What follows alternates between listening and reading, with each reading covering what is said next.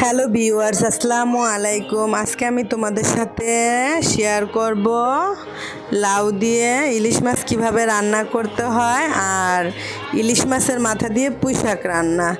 এই দুইটা রান্নায় আমি তোমাদের সাথে শেয়ার করব।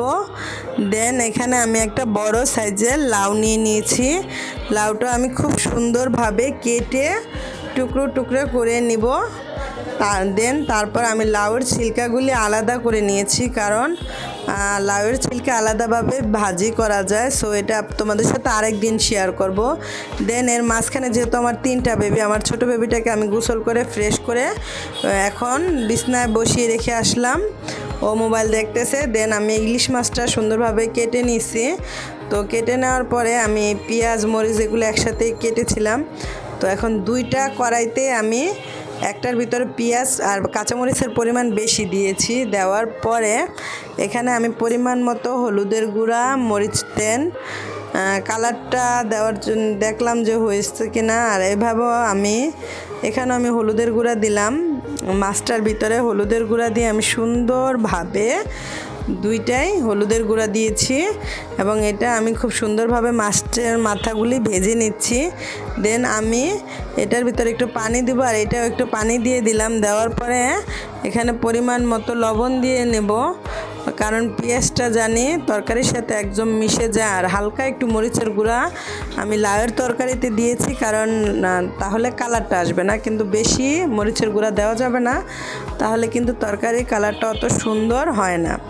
এই তো, আর পরিমাণ মতো লবণ দিয়ে দিলাম। যেহেতু লাউ আমার একটা, এজন্য লবণের পরিমাণটাও আমাকে বাড়িয়ে দিতে হয়েছে।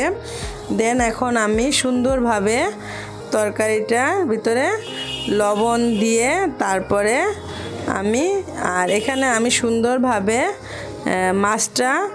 মাছের মাথাগুলি থেতলিয়ে নিব। থেতলিয়ে নেওয়ার পরে আমি পুঁই শাকগুলি একটু ভাপ দিয়ে নিয়েছিলাম। তো আগেই ভাপ দিয়ে নিয়েছিলাম, হয়তো অনেক কিছু তোমাদের সাথে শেয়ার করা হয় না, কারণ যেহেতু আমার ছোট ছোট 3টা বাচ্চা, ওদের সব কিছু গুছানো, পড়াশোনা, খাওয়া দাওয়া সব কিছু আমাকে একা করতে হয়, এজন্য পারি না।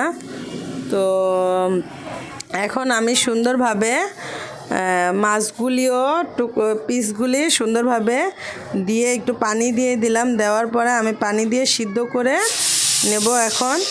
তো সিদ্ধ করে নেওয়ার পরে এই তো দেখো আমার মাছগুলি কত সুন্দর হয়েছে। এটা দিয়ে আমি ভাতও খেতে পারতাম, কিন্তু আজকে আমি লাউ দিয়ে রান্না করব দেখে আমি সুন্দরভাবে মাছগুলি উঠিয়ে নেব। যদি লাউয়ের সাথে রাখি হয়তো বা আমার মাছগুলি ভেঙে যাবে, তখন আর আমার তরকারিটা সুন্দর লাগবে না।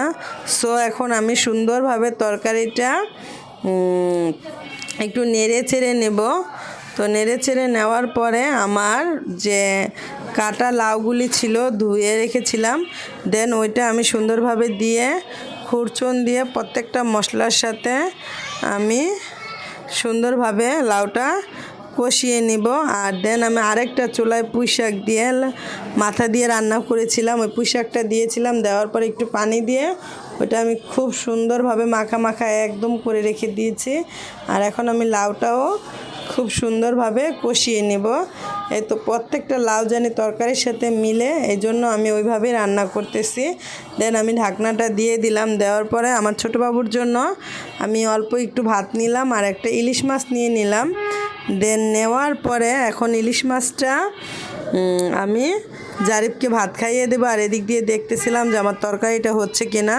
আমার কালকের যে ডাল ছিল ওই ডালটা একটু গরম করে নিলাম। আর এদিকে আমার লাউটাও খুব সুন্দরভাবে সিদ্ধ হয়ে আসছে প্রায়। সো আমি অল্প একটু পানি দিয়ে নিলাম। দেওয়ার পরে আমি মাছগুলি দিয়ে দিব। মাছগুলি দিয়ে দেওয়ার পরে আমি একটা ঢাকনা দিয়ে সুন্দরভাবে ঢেকে দিব সিদ্ধ হওয়ার জন্য।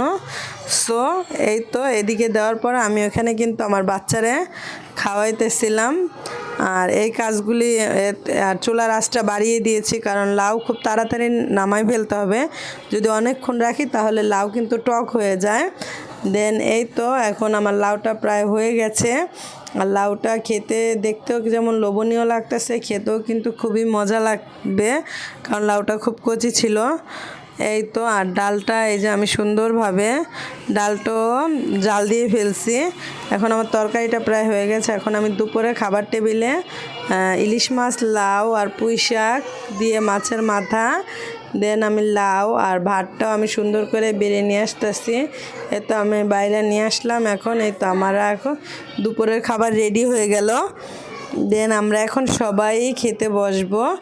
এই তো আজকে এই পর্যন্ত। আল্লাহ হাফেজ, ভালো থাকবেন, সুস্থ থাকবেন অ্যান্ড আমাদের জন্য দোয়া করবেন।